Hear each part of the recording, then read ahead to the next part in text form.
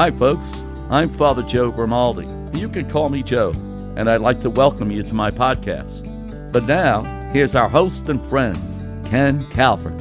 Hi, everybody. I'm Ken Calvert, along with Father Joe Grimaldi. Happy Thanksgiving, Joe.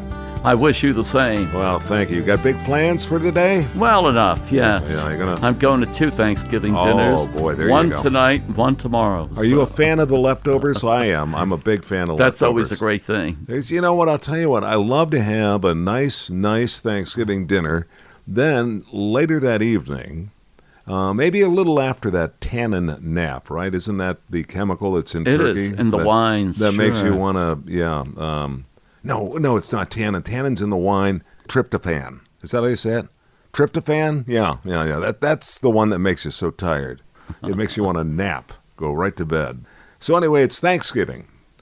Here it is, Thanksgiving, and, well, of course you'll be saying Mass tomorrow. Yes. And but I have a little quiz today. Today, we're going to have some fun with Thanksgiving. And I have a quiz for you because I want to find out exactly how much you know about the history of Thanksgiving. Are you You'll ready? be surprised. I know little, but go ahead. All right. Are you willing and ready to participate? I am, yes. All right. I'll have you sign this little form for me very quickly, and we'll. I've been released by my parents yes, to do you have. so. It's great. That's right. Okay. It's a field trip. Okay.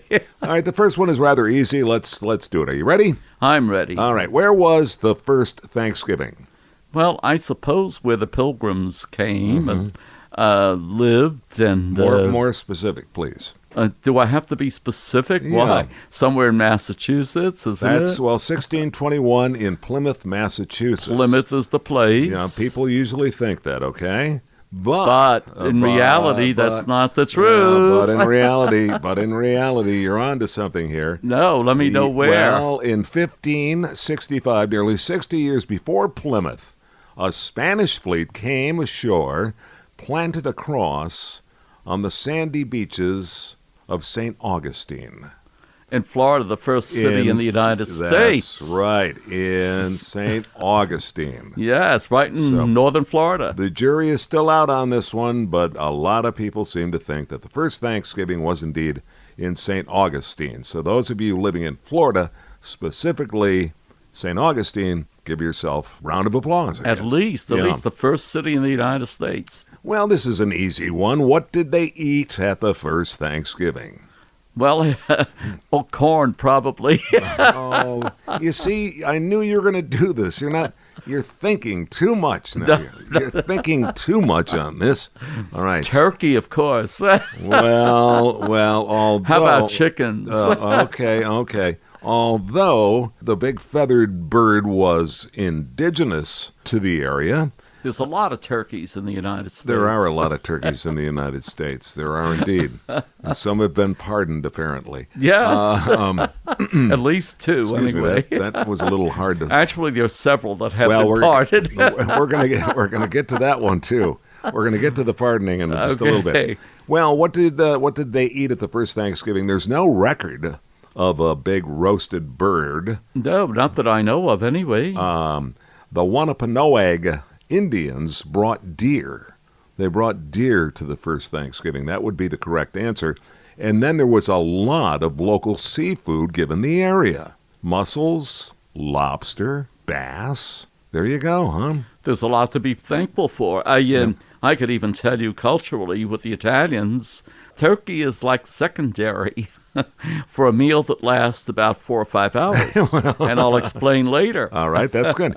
By the way, there were a lot of fruits, including pumpkin. Been around for quite some time.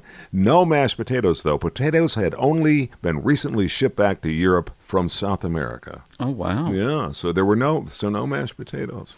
Which president refused to recognize Thanksgiving? Oh, my God. That's got to go back in the 40s. Yeah, well... You mean way before that? Way before that, Don't tell me it's Washington. No, it was not. Okay. It was Thomas Jefferson. And why did he refuse? Famously, the only founding father and early president who refused to declare days of Thanksgiving and fasting in the United States. Unlike his political rivals, the Federalists, Jefferson believed in a wall of separation, interesting, between church and state. Okay. and believed that endorsing such celebrations as president would amount to a state-sponsored religious worship. Well, it's thanking God, so I guess it is. Absolutely. So there you go. That's which president refused to recognize Thanksgiving. I'll remember that. Yeah. Now, these can come in handy tomorrow, by the way, man. Easily. Yeah, I mean, you can like go up there and just have people Expound. Oh, yeah. Okay. What does the poem "Mary Had a Little Lamb" have to do with Thanksgiving? I don't know. Tell me, Ken. The first official proclamation of a national Thanksgiving holiday didn't come until 1863, when President Abraham Lincoln called for the annual Thanksgiving celebration on the final Thursday in November. The proclamation was the result of years of impassioned lobbying by Mary Had a Little Lamb author and abolitionist Sarah Josepha Hale. Oh, my God. I never knew that. That's it. There you go. Interesting facts. Yeah. All right. How long has pumpkin pie been a tradition of Thanksgiving? Well, since you mentioned earlier that the pumpkins were around a long time. Yeah, they have been, yep. So maybe it goes back to, who knows, the late 1600s. Well, it says here pumpkin was a staple in New England. It was on every Thanksgiving table as far back as the turn of the 18th century. There you go. Okay, so 1700 something. Okay, let me see here. In 1705, however, it was postponed because there was a molasses shortage. Oh, you need molasses. There could simply for be no that. Thanksgiving without pumpkin pie. In fact, in 1705, there was no Thanksgiving because of a lack of there was a lack of molasses. pumpkin pie. Well, what do you know about that? When did we start canning cranberries? Oh, Lord help us. Yeah, I don't know. 1912. 1912, yeah. Cranberries were eaten by Native Americans who used the potent red dye to decorate their face. But they sweetened the cranberry relish, and so it was certainly possible that it may have been, but probably not, at the first Thanksgiving table. However, in 1912, Cranberry Growers Cooperative became known as Ocean Spray. And that's what we have today. That's what we have today. That is the brand name. Wow. Father Joe Grimaldi, how did a botched Thanksgiving order lead to the TV tray dinner? Well, I don't know. I guess the people working needed something they can do a quick dinner with. And Oh, well, I'm sorry. That's no, that's not it. wrong. 1950. Well, tell me. 1953, an employee at Swanson & Sons overestimated demand for Thanksgiving turkeys, and they were left with 260 tons of extra frozen birds. As a solution, it is reported that Swanson ordered 5,000 aluminum trays, devised a turkey meal, and recruited an assembly line of workers to compile that would become the first TV tray dinner. A culinary hit was born. At least for the lonely. In the first year of production, 1954, the company sold 10 million turkey TV tray dinners. Hard to believe that many would be at that time. Isn't that something? It is. That's It right. is. And that's what I'm having tomorrow. No, I doubt it. I doubt it. Your wife would never let you do that. Why is football a Thanksgiving tradition? Well, because the Lions and the Bears always play. Oh, my, oh, my. Well, not always, but today. The first Thanksgiving football game was a college match between Yale and Princeton in 1876. That was only 13 years after Lincoln had made the date official, by the way. Well, And now we know that it's virtually everywhere all day on Thanksgiving Day. It's a time to loosen up the belt and watch the game. Absolutely. Pardon me. Excuse me.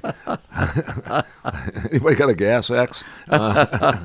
Who was the first president to pardon a turkey? Truman? Not bad. No, Close? It's Eisenhower? no. Well, yes. Now you're getting closer. Oh, my God. All right. Want to take one more shot? No, I'll leave it to you. Okay. Starting in the 1940s, farmers would gift the president with plump birds for their holiday feast. Okay. All right? John F. Kennedy was the first American president to spare the turkey's life. He said, "We're just going to let this one grow." I was alive at that time. Why don't I remember it? I can't believe it. As was I. And then he quipped, "It's our present to him." Okay? Oh, wow. Now, the annual White House tradition of actually pardoning a turkey officially started with George Herbert Walker Bush in 1989. That's recent. It is. Yeah, Very I thought recent. I Yeah. thought this had been going on For years. way back, but I'm once again wrong. Yeah, I would have thought. Wrong. I would have thought Truman. But anyway, go ahead. Here's an odd one. Which president received a raccoon as a Thanksgiving gift? God help us, I have no idea. President Calvin Coolidge, in a somewhat odd Thanksgiving gift in the form of a live raccoon. Wow. Meant to be eaten, by the way. The Mississippi man who sent it called the raccoon toothsome. What kind of a gift is that? The Coolidge family adopted the pet and named it Rebecca. This is an odd one. Rebecca was was latest addition to their already substantial White House menagerie that included a black bear, a wallaby, and a pygmy hippo named Billy. A pygmy. Well, this Calvin Coolidge was A character. He was walking on the wild side, wasn't he? On the wild side. First day of the Macy's parade, sir. First day, let me see. First day. I really can't tell you. It was in the 50s? It was in 1924. Wow, I didn't realize it went back that far. Promising magnificent floats, bands, and an annual circus. It was a huge success. Macy's trimmed the parade route from 6 miles to 2, signed a TV contract with NBC to broadcast the now famous Macy's Thanksgiving Day Parade, which is in jeopardy today, Thursday. Either way, Thanksgiving Day, because of the very high winds expected in New York City. Which means Detroit's going to be the granddaddy this year. Yeah. The Hudson Day Parade. Anyway. Well, it's now it's the art van. You're dating yourself yes, there, sir. Okay. I'm with you, though. That's right. Hudson's. Then it became, well, I think it's been art van ever What's since. interesting, Hawaii is represented in the Thanksgiving Day Parade every year. And they show that particularly on the Rose Bowl Parade. Huh. So when they show pictures in Hawaii, it's really from Thanksgiving Day Parade. But anyway. Yeah, the Rose Bowl Parade's something else. That's an amazing. That's an amazing. Yeah. Although the Detroit Parade downtown, the Macy's Thanksgiving Day Parade is off the meter. Yeah, they do a great job. Good friend of mine, Tony Michaels, has a big part of that. And Tony Michaels works his butt off on that all year long. Does the fireworks, too, by the way. It's beautiful, There's a shout-out to Tony Michaels. When did Macy's start featuring balloons, those big balloons? Once again, I have to give that up to you because I really can't remember. 1927. Well, right at the beginning almost. The first balloons were filled with oxygen, not helium, that year featuring Felix the cat. Oh, God, I remember Felix. Sure. Yeah. And they had inflated animals like elephants, tigers, and a giant hummingbird, go figure. Wow. Wasn't a partridge. Doesn't Santa come into that, too? Santa's at the very end, yes. Santa comes in there as well. 2 to go. Just only have 2 to go. Actually, we only have 1. This is it. You ready to wrap her up here? Yeah, more or less. I mean, this is just the trivia that I have. And then you can share some of your trivia if you'd like. Sure. The final question in our first annual Thanksgiving Day quiz with Ken and Father Joe Grimaldi on the Father Joe Grimaldi podcast. Which president tried to move the date of Thanksgiving and why? Well, don't tell me it was Mr. Bush. No. No, and it wasn't Trump, not yet. No, not yet. So it's way before that. Yeah. Oh, yes, it was. Franklin D. Roosevelt. Delano Roosevelt. For what? Decreed in 1939 that Thanksgiving would be celebrated a week earlier. They wanted to call it, well, they tongue-in-cheek called it Franksgiving.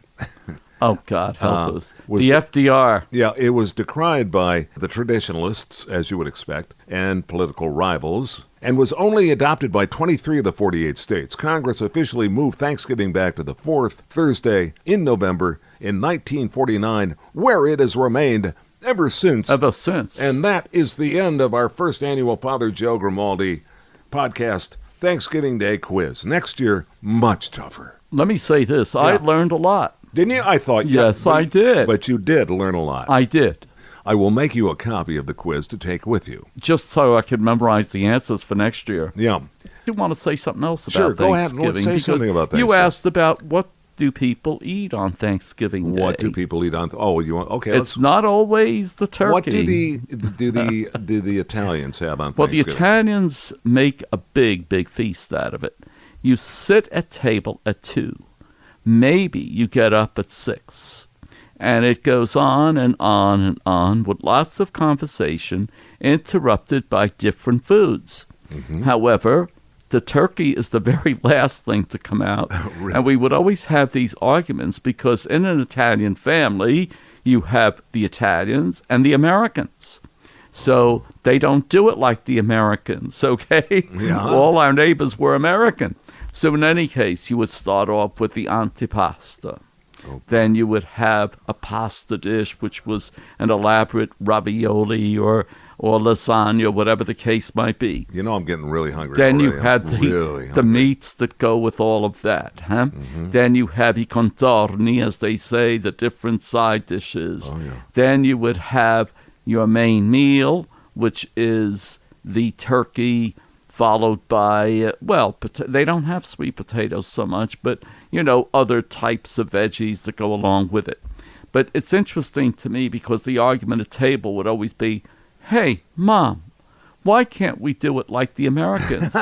We never really get to taste the turkey because we're too full. Yeah, right. Well, but it answers the question that you had earlier, Ken. Yes. Later on at night, then you could have a nice turkey sandwich because you would be hungry again by late at night, Yeah. okay? But meanwhile, you go through all of this from soup to nuts. You had all these different foods, and it would be literally from 2 to 6. 6 o'clock, people would kind of get up, barely able to move because of all they have eaten. And they'd all go into the living room, sit down, and just breathe a sigh of relief. I mean, it was that kind of a situation. And so, Relief. And finally, Relief from the meal. from the meal. No mas, no mas. No mas.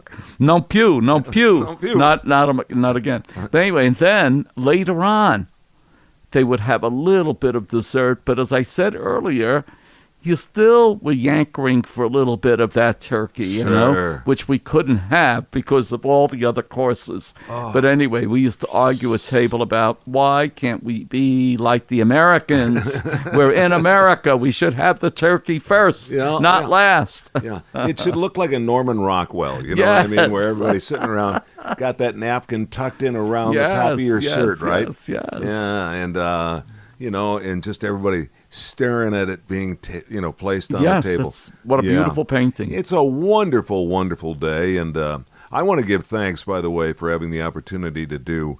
We are quickly closing in on podcast number 100.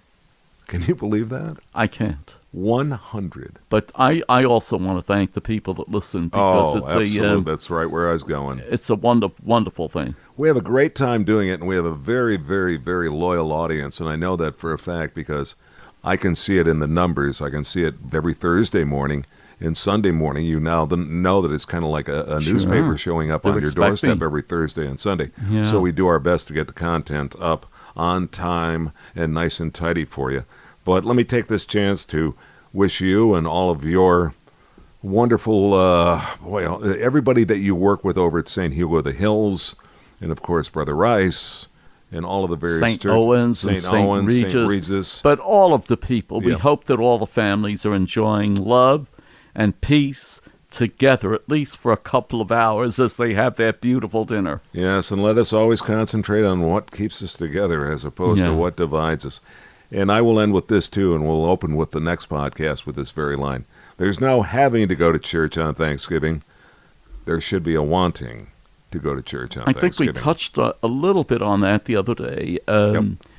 What I call the secular holy days. Huh? Yes. We have holy days that oblige the Catholics to attend, but by the same token, what becomes a secular holy day would be Thanksgiving. What a beautiful way to start the day. Yep. While the turkey is roasting in the oven, here we are praying and thanking God, and then go home and have a little bit of this and a little bit of that because the smells of what's cooking really make you feel wanting for some food. In any case, That's one of the days that I call a holy day that is secular.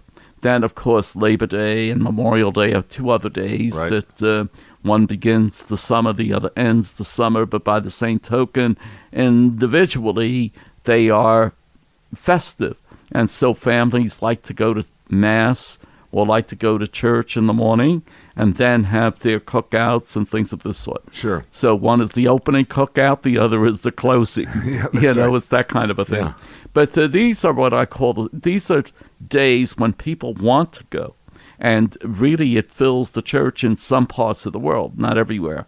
As opposed to other days which are obliged. You just go because you are obliged. So Thanksgiving is certainly one that we should want to go. And finally, everybody, get along nicely. Don't bring politics to that party, okay? Never discuss politics or religion. One thing, if you're going to discuss religion, discuss the Father Joe podcast. Yes, of course. And we will see. Ken. Leave the politics in the glove box, but bring the podcast to the party. And we will see you next time. I look forward to it. Thank you. On the Father Joe podcast. Happy Thanksgiving, everybody. Happy Thanksgiving, and thank you. This is Father Joe Grimaldi, and I look forward to seeing you next time on the Father Joe podcast. If you'd like, you can email us. It's frjoepodcast@gmail.com. That's frjoepodcast@gmail.com. We're also on Facebook. Simply search Father Joe Grimaldi. And thanks for listening, everyone.